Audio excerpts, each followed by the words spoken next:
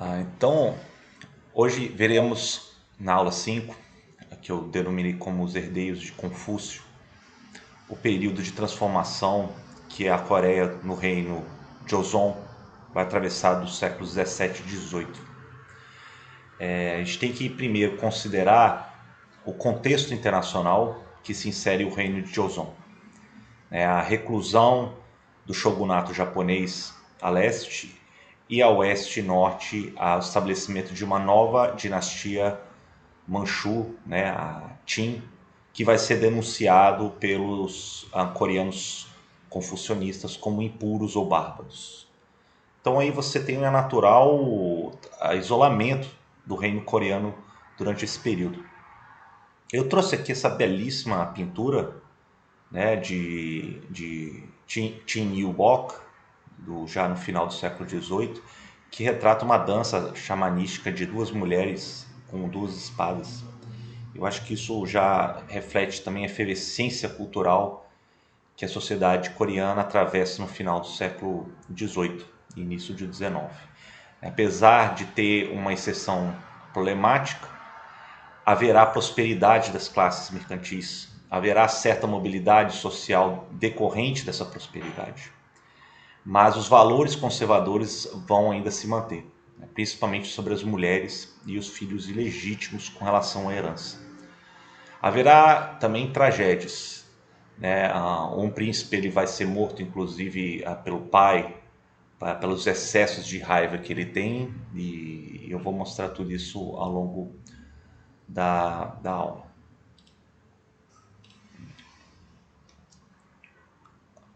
Então, como é que se situa o reino de Joseon? Você teve um período aí, primeiro, de várias invasões e vindos dos povos do Chujin no norte e dos Manchus, E depois que esses povos, os Manchus, eles conquistam Pequim, tomam o Império do Meio, há alguns conflitos na fronteira norte do reino de Joseon, mas estabelece-se depois, com o tempo, algumas fortalezas e o limite ao longo do rio Yalu e o rio Tumen. Tem tanto que tem até um monumento erguido em 1712, um monumento de fronteira, que remete até às origens da nação coreana em torno do Monte Baekdu.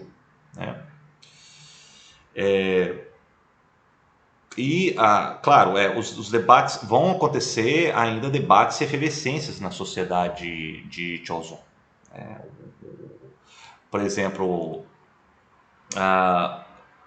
durante o reinado do rei Hyochong, por exemplo, isso já de 1649 a 1659, haverá vivos debates entre os letrados, entre os letrados confucianos, sobre os rituais apropriados a respeito do período de luto dos ancestrais, o chamado Jiza. E, na verdade, que parece ser uma coisa trivial, esses debates eles vão provocar vivas discussões, Porque, na verdade, é uma das coisas mais fundamentais do confucionismo, apresentar a lealdade do filho diante dos seus ancestrais. E isso vem obrigações dos encargos fúnebres, e de luto. Então, alguns desses letrados eles achavam que 3 anos de luto seria suficiente, diante da morte de um de seus familiares. Outros vão argumentar apenas 1 ano como apropriado. E esses debates vão se polarizar em torno de 2 figuras da classe Yangguan. Um deles vai ser o da esquerda, que vai ser o Song Si-yo, que vão ser referidos como os ocidentais, contra aqueles chamados sulistas, liderados por Hyomog, que achavam que os encargos mais fúnebres deveriam ser mais breves, ao contrário dos ocidentais. E o impacto dessa controvérsia vai se amplificar para toda a sociedade coreana na segunda metade do século XVII. Isso, claro, os questionamentos já estavam promulgados nas leis, do Gyeongguk Daejeon, desde o fim do século XV, E isso envolve o papel da família, a responsabilidade dos filhos e heranças, né? Então temos um problema aí de definição de qual que é o primogênito, quais são as possibilidades de herança familiar também. E era entendido por esses textos confucionistas que os antepassados são responsabilidade apenas do primogênito, né? O Jeonja. E só a ele cabia a herança. Então, mas na prática coreana, o que acontecia era que era mais igualitário, né? A herança familiar era dividida entre todos, filhos e filhas, e a cerimônia de respeito aos ancestrais cabia a todos uma base rotativa, né? Essa era a prática. Mas os problemas começaram a se tornar cada vez mais evidentes no século XVIII, né? Porque tinha algumas famílias poderosas começaram a questionar esses costumes nos tribunais coreanos. Então, se a herança cabia por direito e tradição ao filho mais velho, por que os outros filhos teriam os encargos cerimônios dos falecidos? Né? Por outro lado, se a herança fosse dividida, por que a responsabilidade fúnebre era exclusiva da primogenitura? Então, alguns começaram a questionar isso. Questionaram se filhas deveriam fazer parte das heranças, né, de que essas inovações e costumes era sinal de que a nação tinha se degenerado, de acordo com alguns mais ortodoxos, do caminho dos sábios confucianos da antiguidade. Então, as implicações vão começar a afetar o recebimento de propriedades, né, de famílias das famílias para as filhas, por exemplo. Que, por exemplo, já passam a ter alguns passam a ter direito apenas a um terço da herança, e depois de algum tempo, inclusive, de nenhuma parte da herança para as filhas, né? E a partir desses textos de espólio e de patrimônio dos séculos 17 e 18, indica que as mulheres nem teriam mais responsabilidade a respeito das obrigações funerárias, né? Aliviando-as também e também privando-as dos direitos, né? Nas gerações subsequentes, isso vai afetar o processo de herança para os filhos, e vai ser entendido que apenas os filhos masculinos teriam direito à herança familiar, né? Então vai provocar isso uma tendência de adoção em caso de inexistência de um herdeiro legítimo, apenas a privilegiar aí o filho masculino. Então adotava-se em suma um primo, né, umas vezes, ou um sobrinho, ou alguém próximo da linhagem para manter a tal prática, né, baseado na legalidade. E até a segunda metade do século XVII, os herdeiros poderiam vir da família maternal ou paternal, mas isso vai ser cada vez mais patrilinear na história coreana. Então, até diante disso, os casos de adoção chegam a 15% da população coreana, né, apontando a escala e o massivo costume da adoção. Então, as repercussões desses debates começam a afetar a esfera civil, né, da sociedade coreana. E outros aspectos dessa atitude patrilinear vão ter outras repercussões. Então, noivos recém-casados deveriam agora mudar para a família do noivo, depois de presentear o dote de casamento. E na nova família, a noiva, sua família e suas filhas perdem todos os direitos de herança, até mesmo o uso de sobrenome, né, que era sempre originado do elemento masculino da família, visando assim resguardar os direitos de herança. Então, nesse sentido, sobrenomes começam a predominar em várias vilas e localidades coreanas. Por isso que a gente tem uma quase que homogeneidade hoje de nomes familiares pela Península Coreana, até os dias de hoje, né, como Kim e Pak. Então, e esse costume era ainda mais corrente entre famílias aristocráticas dos Yambans, né? E famílias mais simples eles emulavam as classes superiores, visando ligar-se a famílias poderosas e influentes. Então, por esse motivo que os documentos genealógicos eles começam a revelar, e são importantes no século XVIII, eles tinham o objetivo de justificar a linhagem patrilinear de direitos de herança e posse. Por isso que eles eram tão bem documentados. Eles apresentam esses documentos somente às descendências masculinas, com quase nenhum detalhe das esposas e filhas, que em casos sequer são registrados com o sobrenome da família do noivo, né? Então a gente tem casos, a maioria dos casos das mulheres é referida apenas como esposa de, ou mãe de, ou filha de, né? E clãs e famílias coreanas, em outras palavras, elas passam a adotar um sistema conservador estritamente patrilinear, né? E membros da linhagem feminina eram ignorados ou escassamente registrados. Você teve caso que era comum também de descendentes de filhas de eminentes membros de uma família, sequer considerar elas, as suas filhas, descendentes, como netos, né? E referindo apenas eles como Oisun, né, que é como se fossem netos de fora. Então, essa estruturação familiar societária coreana, de heranças, adoções, casamentos, genealogias, vai refletir o quadro de mudanças que estava vindo desde o século XV até o século XVIII. E toda essa base ideológica veio de um renascimento do confucionismo, né, na época da Coreia, né, o neoconfucionismo. E outro aspecto também que se dá na sociedade são as pressões populacionais, que a Coreia começa a sofrer com o crescimento vegetativo ao longo do século XVII, né? Chegando, claro, nesse período a um ponto de saturação e empurrando os limites da produtividade da terra, né? Claro que isso vai haverá consequências sociais e também consequências sobre essas questões referidas aí, familiares, de herança e até de clãs. Subjacente a isso, temos o cenário internacional, né? Então, voltando aqui, aquele primeiro quadro, temos a queda da dinastia Ming, que tinha forte ligação com o reino Joseon, no meados do século XVII. A China, sob uma nova dinastia, ela começa se afasta do reino coreano, né? Mesmo porque os letrados Yangbans começam a enxergar esses manchus como bárbaros e incultos, né? Então, a Coreia dos Joseon, na verdade, começa a se considerar como os verdadeiros herdeiros de Confúcio, né? E isso vai orientar toda a sua série de reformas sociais e políticas nos séculos XVII e XVIII. Então, no plano político interno, haverá uma certa estabilidade no século XVII e XVIII, né? Temos até, inclusive, somente 3 soberanos ao longo desse período, né? Um deles vai governar quase 15 anos, 45 anos, o Suk-jong, e depois vai sucedido brevemente por Gyeongjong, né? E depois o seu sucessor Yeon-cho por 52 anos, né? Esse talvez o mais longevo da dinastia aí, do Joseon. E Yeon-jo, esse último, ele vai provar ser qualidades notáveis no trono, né? Haverá esforço dele de reformar o sistema de tributação do reino, né? Governar pela ética confuciana e minimizar ou reconciliar a luta entre as facções políticas, principalmente entre os Yangbans, quando ele institui a política da harmonia magnífica. Apesar dessas virtudes, né, apresentadas, o reino de Yeonjo vai ser marcado por 2 eventos dramáticos, né?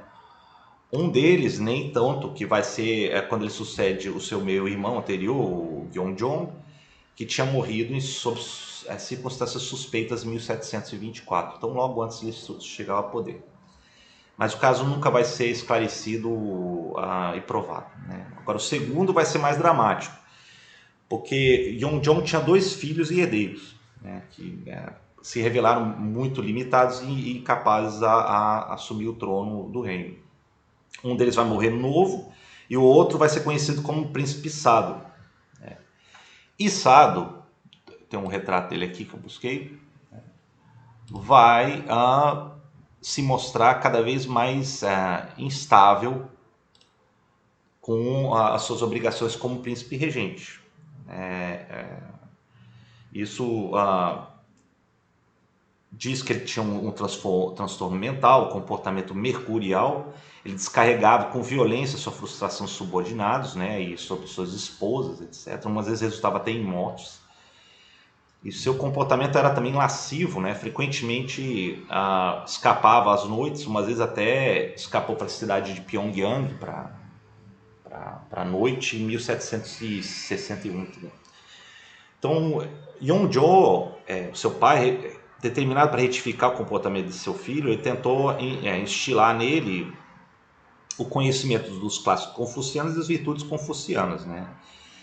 E depois de anos de esforço infrutífero, o monarca então decide extremar as atitudes, visando o respeito e a continuidade dinástica, e decide então dar uma dura reprimenda física no seu filho. Eventualmente, até que vai resultar na sua morte. Então, o monarca Yongjô, ele na verdade tinha visto um neto que de fato vai se tornar seu sucessor e estava à altura das expectativas, que seria o Jeonjo, né? Então a morte de Sado ele vai ficar gravado para a posteridade conforme os relatos da sua esposa, né? A princesa Haegyong, né? E as memórias de Haegyong, determinado dia, Yongjô vai se vestir seu uniforme militar, vai para o palácio de seu filho em agosto de 1761 e o monarca vai exigir promessas de retidão do seu filho, mas ele logo, o Sado logo explode em contrariedade. Yongjô depois pede a Sado conservar a honra da família e que cometesse suicídio, né? Porque o valor confuciano preza, acima de tudo, a suprema lealdade filial e obediência aos superiores. Então, novamente, Sado recusa esse pedido. Então, o rei chama os guardas, tranca o príncipe num baú de madeira, de arroz, que é mais ou menos parecido com esse aqui. E 8 dias depois, dentro, confinado assim, Sado veio a morrer. E com isso, foi evitada a morte de um membro da família real por derramamento de sangue e contato corporal, conforme ditava a tradição coreana. Então, um caso bastante dramático aí de como se dá a sucessão de acordo com os relatos dessa princesa. O século XVIII ele vai testemunhar também a ascensão de outras classes, né? Até entre os literatos, entre outras correntes ideológicas desses literatos, né? Que eram mais marginalizados e não tão influentes nos cargos do reino de Joseon. Esses, por exemplo, tinha alguns que começavam a defender reformas do pensamento neoconfuciano como buscando mais as questões ritualísticas e metafísicas. Agora, outros vão surgir na escola de Silhak, que é, na verdade, um aprendizado prático, né? Que tinha se baseado nos escritos de Yi Haeunwon, né? E Yi Ik. E esses estudiosos vão propor uma reforma ampla das práticas e normas confucianas que tinham estruturado o governo, né? E o primeiro, o Yu, ele vai enfatizar um novo sistema de seleção e recrutamento nas instituições educacionais, que os exames deveriam ser mais focados em assuntos administrativos práticos e não apenas se basear em obras clássicas confucianas. Então, apesar de ser popular entre os críticos inovadores, essas reformas não vão ser implementadas no sistema coreano, né? Inclusive, eu trouxe a figura aqui que foi feita por um artista chinês, o Hu Bing, que acredita-se que tenha sido o de Yin Myuk, né, que também foi um notável pensador neoconfuciano da época. Bom, apesar dessas mudanças, o sistema ele tendeu a preservar as tradições, né? Então, o rei Jeonjo, aquele neto do preterido do Yongjô, que eu relatei, né? Ele, em 1776, ele vai criar uma academia real, a Kyujankak, nas dependências do jardim secreto do seu palácio real, né? E para aconselhar ele chamou um eminente membro da escola Silhak, né? Então, que é o Jong Yakyong, ou conhecido como Dazan. E Dazan, ele se vendo no cargo, ele passa a implementar o ensino, conhecimento científico e técnico ocidental, né? Especialmente a engenharia civil, que ele era fascinado e curioso. Isso vai se dar num contexto já em fins do século XVIII, pela crescente presença de estrangeiros na China, que deu acesso às obras e estudos ocidentais por meio de representantes letrados coreanos na corte em Pequim. Então, talvez o maior legado de Dazan vai ser a sua, primeiro, a ativa supervisão de construção de engenharia civil e da construção do forte de Hwaseong, em Suwon, né?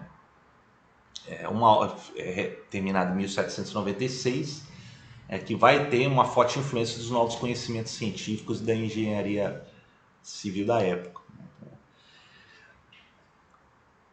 Também na sociedade haverá mudanças, né, além de outras áreas. Então, no final do século XVII, houve o crescimento das atividades comerciais e é interessante que isso também se observa no Japão depois, né, as classes mercantis nas regiões meridionais do Japão também ascendem, né, e as trocas comerciais geralmente eram in natura, ou seja, em escambo, começa a ter então um impacto de reformas monetárias e tributárias, né?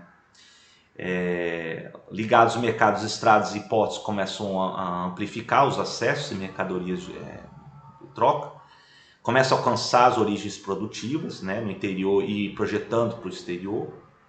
A moeda vai dinamizar as transações comerciais, né, e aumentar o poder de tributação do Estado.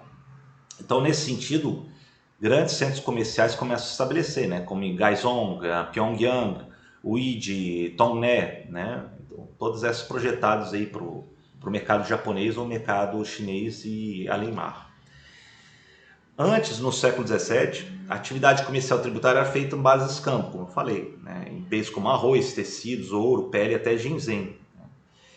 Em 1678, o governo então decide fabricar moedas padronizadas de cobre, baseadas no sistema chinês, né? Como, claro, um sistema independente, mas inspirados no sistema chinês.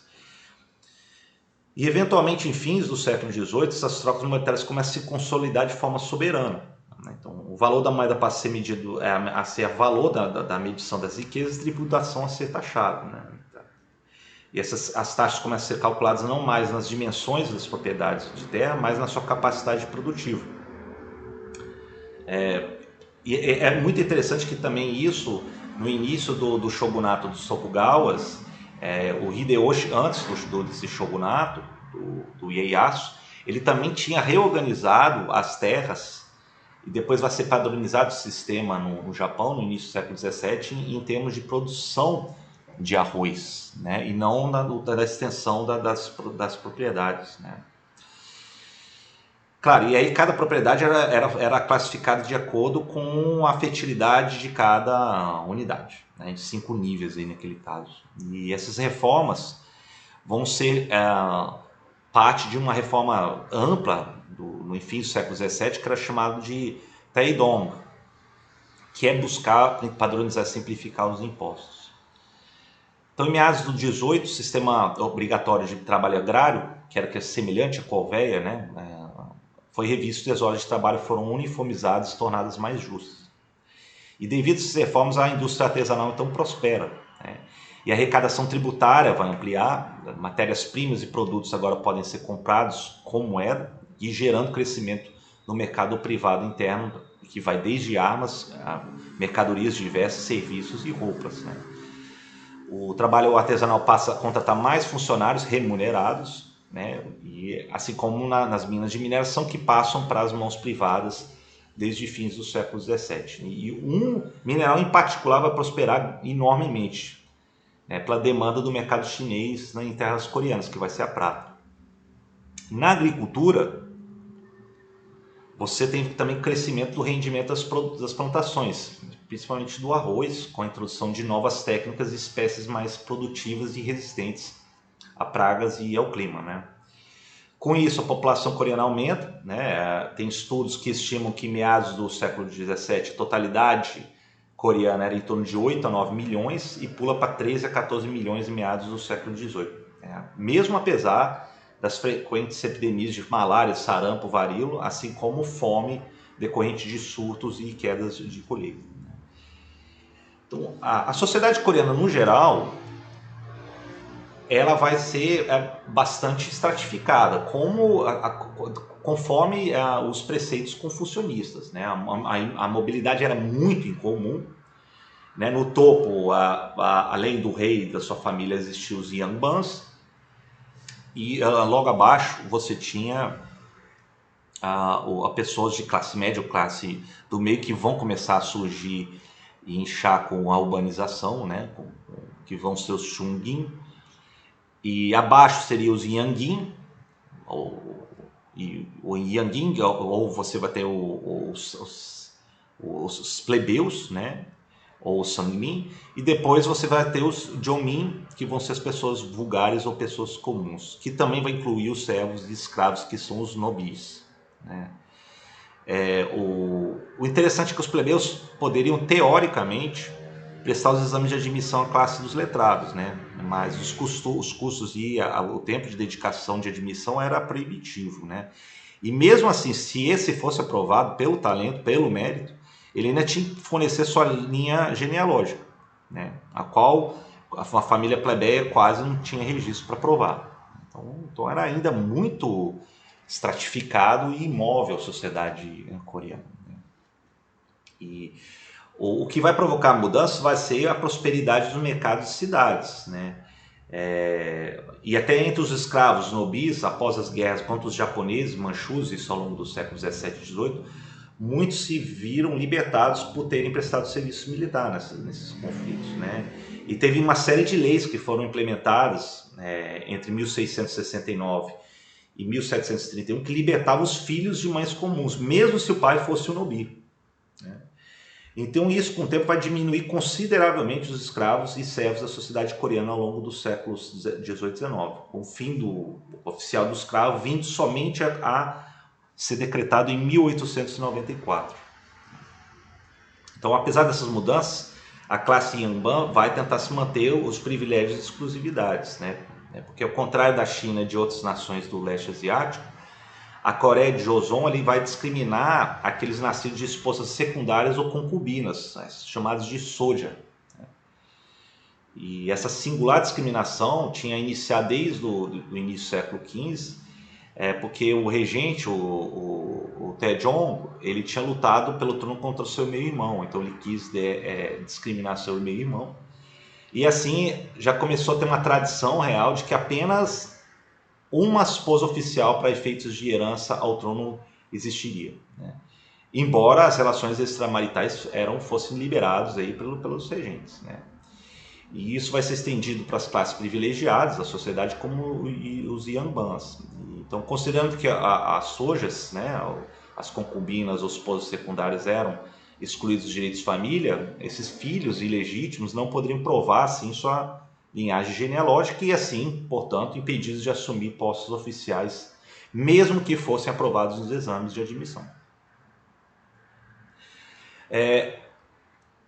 A prosperidade da economia coreana, como eu falei, no século 17 e 18, vai dar aumento e prosperidade da classe mercantil, de plebeus, que eventualmente poderiam, diante da riqueza, né, de alguns, casar com membros de famílias Yanbans e se inserir na linhagem genealógica, possibilitando assim acesso aos exames de admissão aos cargos oficiais, né, que é os Kwago. E por consequência disso, na virada do 18 para o século 19, a classe Yanban, que era estimada em torno de 10% da população, aumentou para mais de 50% já aí ao avançar ao longo do século XIX, né, do fim do século XIX. Houve também notável inchamento de classe média, dos Jungin, né, Jungin, que vai ser médicos, advogados, astrônomos, intérpretes, pequenos burocratas, né, professores, depois até jornalistas, etc., artistas mais influentes. Isso vai se dar então num contexto de urbanização, né? E com as sojas não conseguindo adentrar, claro, a classe de Yanban, que era bastante ossificada, a não ser casamentos por meio de fortunas, né? E foram, inclusive, essa classe média, os Jungins, que foram os maiores defensores das novas ideias advindos do conhecimento ocidental, que vai se tornar evidente ao longo do século XIX, né? Tentativas de reforma e incorporação desses novos valores ou do conhecimento ocidental. Esse dinamismo também vai se refletir nas artes, né? Vai dar um período até de efervescência no reino de Joseon, né? Existiu uma figura intelectual que foi o Hyo-gyeong, o escritor e poeta talentoso, que nas suas linhas ele vai buscar combater os vícios e privilégios das tradições confucianas coreanas, né? Dizem que ele foi o autor do clássico, a história de Hong Gil-dong, né? Que o personagem principal, que era um soja, né? Ou seja, era um filho ilegítimo de uma concubina ou esposa secundária, ele luta em anseio por justiça inspirados numa figura heróica do século XVI. Outro ator vai ser o Bak Ji-won, que vai expor a hipocrisia dos Yanbans nos seus livros, né, em formas de sátiras, que vai contar as experiências amargas das classes mais humildes, até de comerciantes, frente às arrogâncias dos letrados, né.